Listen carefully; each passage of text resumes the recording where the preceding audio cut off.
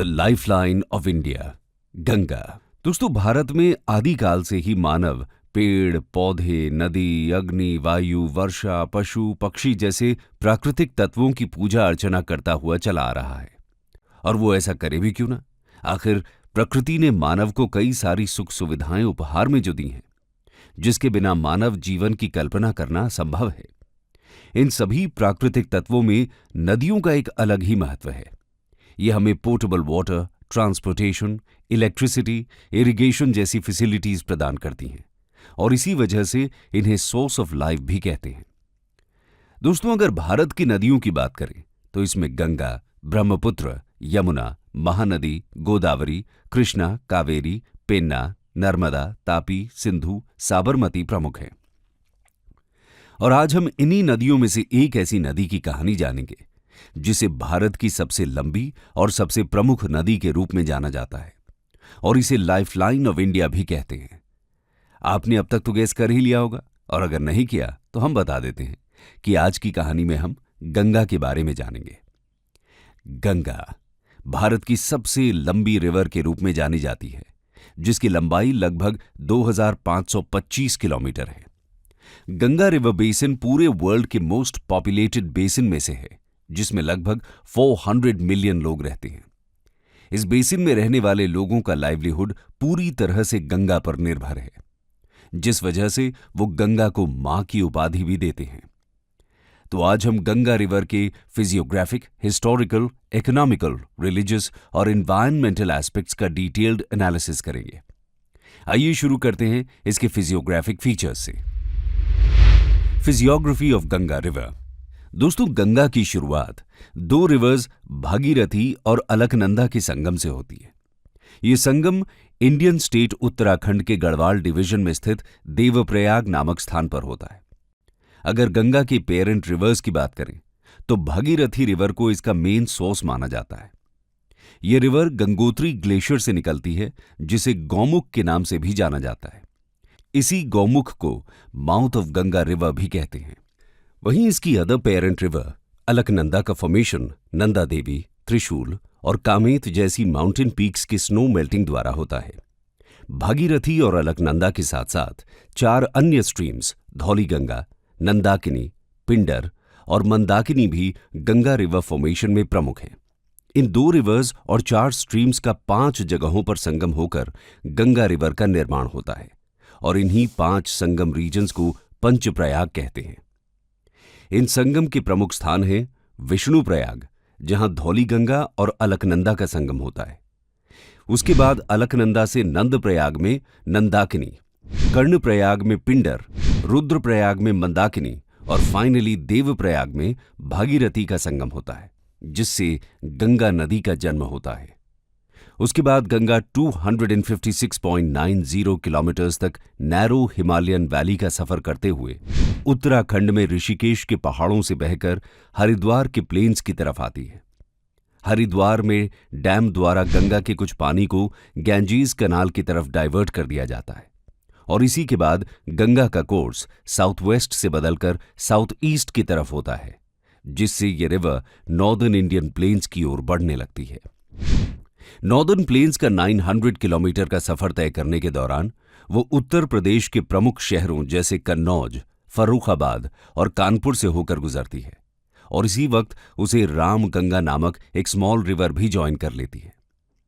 फिर कुछ दूरी तय करने के बाद गंगा को यमुना रिवर प्रयागराज के त्रिवेणी संगम पर ज्वाइन करती है। इन दोनों नदियों के संगम को हिंदू धर्म के अनुसार काफी पवित्र माना जाता है। आपको जानकर हैरानी होगी कि इस संगम के समय यमुना गंगा से बड़ी होती है और इसके कंबाइंड फ्लो का 58.5% कंट्रीब्यूट करती है।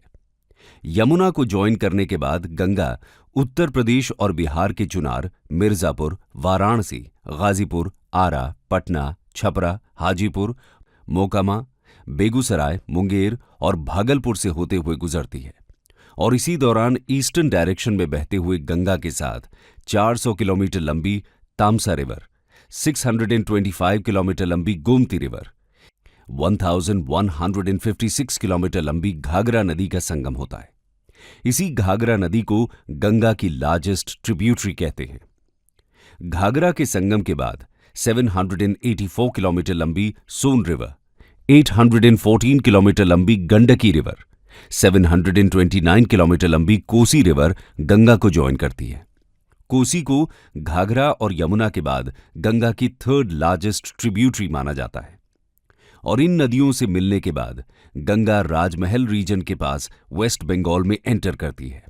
वेस्ट बंगाल में एंट्री के बाद मुर्शिदाबाद स्थित फरक्का बैराज द्वारा गंगा रिवर का दो भागों में विभाजन होता है। फरक्का बैराज वेस्ट बंगाल में स्थित है, जो गंगा रिवर के फ्लो को रेगुलेट करता है और उसके कुछ वाटर्स को एक फीडर कनाल की ओर डाइवर्ट कर देता है। उसी फीडर कनाल से हुगली रिवर को भी कनेक्ट किया गया है। इसके साथ ही ये बैराज गंगा रिवर को दो हिस्सों में स्प्लिट करता है। इसका पहला हिस्सा भागीरथी कहलाता है, जो हुगली रिवर से मिलने के बाद बे ऑफ बंगाल में जाकर गिरता है। हुगली का निर्माण भागीरथी और अजय रिवर के संगम से होता है। इसके साथ साथ इसकी भी कई सारी स्मॉल ट्रिब्यूटरीज हैं, जिनमें 625 किलोमीटर लंबी दामोदर रिवर सबसे प्रमुख है। वेस्ट बंगाल में हुगली रिवर मुर्शिदाबाद, नवाद्वीप, कोलकाता और हावड़ा से गुजरती है और उसके बाद वो सागर आइलैंड के पास बे ऑफ बंगाल सी में जाकर मिल जाती है। फरक्का बैराज द्वारा क्रिएट किया गया दूसरा हिस्सा पद्मा कहलाता है, जो बांग्लादेश में एंटर कर रिवर ब्रह्मपुत्र यानी मेघना से मिलकर बे ऑफ बंगाल में गिरता है। गंगा जब पद्मा के रूप में बांग्लादेश में एंटर करती है तो इसे सबसे पहले जमुना रिवर ज्वाइन करती है। उसके बाद पद्मा मेघना रिवर को ज्वाइन कर बे ऑफ बंगाल सी में जाकर मिल जाती है। इस दौरान गंगा और ब्रह्मपुत्र मिलकर 64,000 स्क्वायर किलोमीटर्स एरिया के गैंजीज डेल्टा का फॉर्मेशन करते हैं, जिसे वर्ल्ड के लार्जेस्ट डेल्टा के रूप में भी जाना जाता है। दोस्तों, ये तो रही गंगा रिवर के कोर्स की बात। अब हम इसके फ्लोरा, फौना और नेचुरल वेजिटेशन को डिटेल में समझ लेते हैं। Natural vegetation of Ganga. Ganga basin अपने नेचुरल वेजिटेशन के लिए काफी प्रसिद्ध है। इस बेसिन का 95% हिस्सा अब एग्रीकल्चरल लैंड में कन्वर्ट हो चुका है और बचा हुआ 5% नेचुरल वेजिटेशन नेशनल पार्क्स जैसे Rajaji national park, Jim Corbett national park और दुधवा नेशनल पार्क द्वारा कवर्ड है। सुंदरबंस भी गंगा, ब्रह्मपुत्र और मेघना बेसिन द्वारा क्रिएट किया गया सबसे मुख्य इकोलॉजिकल रीजन है। ये 10,000 स्क्वायर किलोमीटर्स में फैला हुआ मैंग्रोव फॉरेस्ट है, जो बांग्लादेश और इंडिया के रिवर और सी बैंक्स की कोस्टल इरोजन, सुनामीज और सर्ज स्टॉर्म से रक्षा करता है। अगर गंगा बेसिन के फॉरेस्ट्स की बात करें तो वो अब ज्यादातर खत्म हो चुके हैं और अब केवल कुछ ही हिस्सों में ट्रॉपिकल मॉइस्ट डेसिडुअस फॉरेस्ट पाए जाते हैं। और गंगा रिवर के आसपास के फ्लोरा और फौना की बात करें तो यहाँ कुछ वाइल्ड एनिमल्स जैसे deer, Indian wolves, Bengal foxes, golden jackals इत्यादि पाए जाते हैं। इन एनिमल्स में सबसे प्रमुख बंगाल टाइगर्स हैं, जो केवल गैंजीज डेल्टा स्थित सुंदरबंस एरिया के पास ही देखने को मिलते हैं। इसके अलावा यहाँ कई प्रकार की बर्ड्स भी पाई जाती हैं, जिनमें मैना, सिटिकुला पैराकीट्स, क्रोज, काइट्स, पार्ट्रिजेस, डक्स और स्नाइप्स शामिल हैं। इसके अलावा इस रिवर में साइबेरियन क्रेन जैसी कई माइग्रेटरी बर्ड्स भी हर साल ठंड में देखी जा सकती हैं। फिशिंग के लिए भी गंगा रिवर काफी रिच मानी जाती है, क्योंकि यहाँ फिश की करीब 350 स्पीशीज पाई जाती हैं। इसके अलावा इसमें इंडिया की national aquatic animal Ganges dolphin भी मिलती है। इसके साथ साथ घड़ियाल, मगर क्रोकोडाइल और सॉल्ट वाटर क्रोकोडाइल भी गंगा में काफी कॉमनली पाए जाते हैं। तो दोस्तों, ये थी गंगा के कुछ जियोग्राफिकल फीचर्स की बात। आइए अब हम डिटेल में इसके हिस्टोरिकल सिग्निफिकेंस को जानते हैं। Historical significance of Ganga. दोस्तों, एंशिएंट टाइम से ही गंगा पूरे इंडियन सबकॉन्टिनेंट की one of the most important river रही है। गंगा रिवर का सबसे पहला उल्लेख हरियंका एम्पायर के दौरान मिलता है। इस रिवर के आसपास के रीजन अपने rich alluvium deposits, iron ore और थिक फॉरेस्ट्स के लिए प्रसिद्ध थे और इसीलिए ये उस समय काफी स्ट्रेटेजिक लोकेशन माना जाता था, जिसकी वजह से इस पर अधिकार पाने के लिए कई डिनेस्टीज में डिस्प्यूट भी हुआ। सबसे पहले गंगा वैली रीजन को हरियंका डिनेस्टी ने अपने कब्जे में लिया और यहां मगध एम्पायर की स्थापना की। इसके बाद उन्होंने पूरी तरह से गंगा के रिसोर्सेज पर कब्जा कर लिया। इसके साथ ही साथ गंगा रिवर की वजह से हरियंका एम्पायर और उनके सक्सेसिव डिनेस्टीज का कांटेक्ट गैंजीज डेल्टा के लगभग सभी इंपॉर्टेंट पोर्ट से हो गया। जिस कारण वो ज्यादा से ज्यादा ट्रेड कर वेल्थी और प्रॉस्परस बन गए। हरियांका एम्पायर के बाद फिर कई डिनेस्टीज जैसे Shishunaga empire, Nanda empire, Mauryan empire, Gupta empire, Delhi सल्तनत, मुगल एम्पायर और ब्रिटिश एम्पायर ने गंगा रिवर के ट्रेड रूट्स और इसके रिसोर्सेज को कंट्रोल किया। इसके अलावा अगर प्रेजेंट डे की बात करें तो गंगा रिवर के लिए इंडिया और बांग्लादेश में भी इन एंशिएंट डिनेस्टीज की तरह डिस्प्यूट्स हो चुके हैं। ये डिस्प्यूट्स इंडिया और ईस्ट पाकिस्तान यानी बांग्लादेश के बीच 1951 में शुरू हुआ, जब इंडिया ने यह डिक्लेयर किया कि वो फरक्का बैराज का निर्माण करना चाहते हैं। इस बैराज का निर्माण 1962 से शुरू हुआ और फाइनली 1975 में यह बैराज बनकर कंप्लीट हो गया। इस बैराज का सबसे बड़ा लक्ष्य था गंगा के फ्लो को कंट्रोल कर कोलकाता पोर्ट का प्रिजर्वेशन एंड मेंटेनेंस करना और भागीरथी हुगली रिवर सिस्टम को सिल्ट फ्री बनाकर उसे नेविगेबल बनाना। लेकिन इस बैराज के निर्माण की बात बांग्लादेश को हजम नहीं हुई और वहां की गवर्नमेंट ने यह इंसिस्ट करना शुरू कर दिया कि गंगा एक इंटरनेशनल रिवर है और इसके फ्लो को कंट्रोल करने का कोई भी डिसीजन दोनों देशों की सहमति से होना चाहिए। इसके बाद 1972 में इंडिया बांग्लादेश के बीच जॉइंट रिवर कमीशन यानी जीआरसी एस्टैब्लिश किया गया, जिसका मोटिव था ऐसी रिवर सेटलमेंट पॉलिसीज बनाना जो दोनों देशों के हित में हो। इस कमीशन में इंडिया ये चाहता था कि हुगली रिवर के रेगुलर फ्लशिंग का राइट केवल और केवल उसके पास हो, जिसका बांग्लादेश ने काफी विरोध किया, जिससे दोनों देशों के बीच गंगा के फेयर फ्लो को लेकर काफी डिफरेंसेस पैदा हो गए। और इसी का विरोध करते हुए जियाउर रहमान, जो उस दौरान बांग्लादेश के प्रेसिडेंट थे, उन्होंने इस डिस्प्यूटेड मैटर को United Nations general assembly UNGA के सामने प्रेजेंट किया और फिर यूएनजीए ने उन्हें इस इशू को बायलैटरल लेवल पर सॉल्व करने का आश्वासन दिया।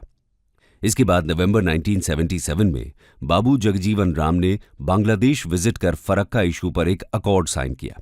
फिर इसके कई सालों बाद 1996 में बांग्लादेश की आवामी लीग द्वारा एस्टैब्लिश्ड गवर्नमेंट में पीएम बनी हसीना शेख ने इस इशू पर एक फ्रेश ट्रीटी को इंप्लीमेंट किया, जिसका नाम गंगा वाटर ट्रीटी रखा गया। इस ट्रीटी के तहत दोनों देश में फरक्का बैराज के सरफेस वाटर को इक्वली शेयर करने का एग्रीमेंट किया गया, जिससे फाइनली ये इशू सॉल्व हुआ। तो दोस्तों, ये रही गंगा की हिस्टोरिकल इंपॉर्टेंस। अब हम इसके रिलीजियस और कल्चरल सिग्निफिकेंस को डिटेल में समझेंगे। Religious and cultural significance of Ganga. दोस्तों, हिंदू धर्म के अनुसार गंगा की एक एक बूंद पवित्र मानी जाती है। हिंदुइज्म में भगवान और एंसेस्टर्स की पूजा पाठ और सभी मांगलिक कार्यों में गंगा के जल का इस्तेमाल मैंडेटरी होता है। इसके अलावा गंगा जल का इस्तेमाल श्राद्ध और मृत्यु के समय भी होता है। हिंदू मान्यताओं के अनुसार यदि किसी भी मृत व्यक्ति की अस्थियां गंगा में विसर्जित की जाती हैं तो उसे जन्म मृत्यु के साइकिल से फ्रीडम मिलती है और उसको मोक्ष प्राप्त होता है। हिंदू धर्म में गंगा स्नान को भी काफी इंपॉर्टेंस दी गई है और पौराणिक कथाओं के अनुसार ऐसा करने से लोगों के सभी पाप धुल जाते हैं और उन्हें मुक्ति मिलती है। हिंदुइज्म में गंगा को एक रिवर होने के बावजूद गॉडेस की उपाधि दी गई है और उनकी भी पूजा अर्चना बाकी के हिंदू देवी देवताओं की तरह ही की जाती है। गंगा नदी के किनारे ही भारत के ज्यादातर तीर्थ स्थल भी स्थापित हैं, जिनमें हरिद्वार, ऋषिकेश, वाराणसी, इलाहाबाद प्रमुख हैं। इसके साथ साथ गंगा तट पर बसे हरिद्वार और इलाहाबाद में हर 6 वर्षों में एक बार कुंभ मेला भी ऑर्गेनाइज होता है, जिसमें लाखों की तादाद में लोग जुटते हैं और गंगा में डुबकी लगाकर स्पिरिचुअलिटी के इस अनोखे संगम का हिस्सा बनते हैं। तो ये थी गंगा की रिलीजियस और कल्चरल सिग्निफिकेंस। अब हम इसके इकोनॉमिक इंपॉर्टेंस को डिटेल में समझेंगे। Economic significance. Ganga river Indo Gangetic plains के निर्माण में काफी अहम भूमिका निभाती है। इसके साथ ही साथ ये नॉर्दर्न प्लेन्स के आसपास के रीजन्स में मोस्ट फर्टाइल एल्यूवियल सॉइल्स का डेपोजिशन करती है। गंगा द्वारा फॉर्म्ड किए गए ये फर्टाइल सॉइल्स खेती बाड़ी के लिए बेस्ट माने जाते हैं। इसीलिए पूरे वर्ल्ड में इसी रीजन में सबसे ज्यादा एग्रीकल्चरल प्रोडक्शन होता है। इन सॉइल्स में ट्रॉपिकल एंड टेम्परेट रीजन्स के क्रॉप्स जैसे rice, sugar cane, lentils, oil seeds, potatoes, legumes, chillies, mustard, sesame, sugar cane, jute और व्हीट को इजीली ग्रो किया जा सकता है। गंगा और उसकी ट्रिब्यूटरीज पर कई हाइड्रो इलेक्ट्रिक पावर प्लांट्स भी स्टैब्लिश किए गए हैं, जो भागीरथी, अलकनंदा, चंबल और रिहंद पर स्थित हैं। ये पावर प्लांट्स 51,700 से 1,28,700 मेगावाट्स तक की इलेक्ट्रिसिटी प्रोड्यूस करते हैं। गंगा रिवर इंडिया के टूरिज्म इंडस्ट्री को भी काफी बूस्ट करती है। गंगा किनारे स्थित प्रमुख तीर्थ स्थल हरिद्वार, प्रयागराज और वाराणसी में हर साल लाखों टूरिस्ट्स विजिट करते हैं। इसी वजह से इन शहरों की होटल इंडस्ट्री की भी काफी सिग्निफिकेंट ग्रोथ हुई है। गंगा में रिवर राफ्टिंग और अन्य तरह के वाटर स्पोर्ट्स भी ऑर्गेनाइज किए जाते हैं, जिसे एक्सपीरियंस करने के लिए देश विदेश से कई एडवेंचर सीकर्स इसे विजिट करते हैं। हाई टूरिज्म के कारण इन शहरों का अर्बनाइजेशन और इंफ्रास्ट्रक्चर भी काफी डेवलप हो चुका है, जिससे वहां रह रहे लोकल्स को काफी बेनिफिट हुआ है। इसके अलावा वाटर के हाई अवेलेबिलिटी की वजह से भारी मात्रा में गंगा के आसपास के रीजन्स में इंडस्ट्रीज पाई जाती हैं, जिनमें कन्नौज की परफ्यूम इंडस्ट्री, कानपुर की लेदर इंडस्ट्री, वाराणसी की हैंडीक्राफ्ट इंडस्ट्री, गाजीपुर की ओपियम इंडस्ट्री, नरोरा का थर्मल पावर प्लांट, भागलपुर की सिल्क इंडस्ट्री, कोलकाता की जूट प्रोसेसिंग इंडस्ट्री और हावड़ा की लाइट इंजीनियरिंग इंडस्ट्री प्रमुख है। इन सब मेजर इंडस्ट्रीज के अलावा गंगा बेसिन रीजन में स्मॉल और मीडियम स्केल की हजारों इंडस्ट्रीज एस्टैब्लिश्ड हैं, जो देश की इकोनॉमी में एक बड़ा योगदान देती हैं। गंगा रिवर के किनारे लोकेटेड ये इंडस्ट्रीज इकोनॉमी को तो बूस्ट करती ही हैं, लेकिन इनका एक साइड इफेक्ट गंगा के पोल्यूशन के रूप में हमें दिखता है। तो आइए गंगा पोल्यूशन के ऊपर कुछ बात की जाए। गंगा पोल्यूशन। दोस्तों, आज मां और देवी कही जाने वाली गंगा का खुद का अस्तित्व संकट में है, जिसके जिम्मेदार गंगा बेसिन के आसपास रहने वाले 400 मिलियन लोगों द्वारा किया गया पोल्यूशन है। इस पोल्यूशन का मुख्य कारण गंगा बेसिन की सिटीज से निकलने वाले heavy sewage waste, industrial waste और पॉलिथीन में फेंके गए रिलीजियस ऑफरिंग्स हैं। इस पोल्यूशन का सबसे खतरनाक पहलू यह है कि गंगा रिवर के आसपास रहने वाले लोग इसका डायरेक्ट यूज अपने ड्रिंकिंग, बेदिंग, वॉशिंग और कुकिंग जैसे डे टू डे एक्टिविटीज में करते हैं, जिससे गंगा पोल्यूशन का डायरेक्ट इंपैक्ट उनकी हेल्थ पर पड़ता है और उन्हें कई तरह के वाटरबॉर्न डिजीजेस का सामना करना पड़ता है। गंगा रिवर पोल्यूशन का साक्षात प्रमाण वाराणसी शहर में देखा जा सकता है। इस शहर में रोज हजारों लोग गंगा स्नान करते हैं। वहां लगभग रोज 200 मिलियन लीटर्स का अनट्रीटेड ह्यूमन सूवेज यहां गंगा में रिलीज होता है। इसके साथ ही साथ यहां मृत व्यक्ति के अस्थि विसर्जन की वजह से जो बोन्स और एशेज गंगा में बहाई जाती हैं, वो भी इसके पोल्यूशन की हिस्सेदार हैं। इसके अलावा आज भी साधु संत, प्रेग्नेंट वुमेन, सुइसाइडल और चिल्ड्रन डेड बॉडीज को गंगा में फेंक दिया जाता है, जो उसी पानी में तैरते हुए डिकम्पोज होती हैं और गंगा को पोल्यूट करती हैं। और इसी पोल्यूशन को रोकने के लिए इंडियन गवर्नमेंट द्वारा कई सारे इनिशिएटिव्स लिए गए हैं, जैसे गंगा एक्शन प्लान। इस प्लान को राजीव गांधी द्वारा 14 जनवरी 1986 को लॉन्च किया गया था और इसका मेन एम था गंगा रिवर को सिवियर पोल्यूशन से प्रोटेक्ट करना। और इस प्लान के तहत 1985 से 2000 तक लगभग गंगा प्रोटेक्शन के लिए 10 बिलियन खर्च किए गए और इसे वर्ल्ड के largest single plan for river protection के रूप में जाना जाने लगा। हालांकि ये plan corruption, bureaucracy, lack of skills और इम्प्रॉपर प्लानिंग की वजह से काफी बुरी तरह से फेल हो गया।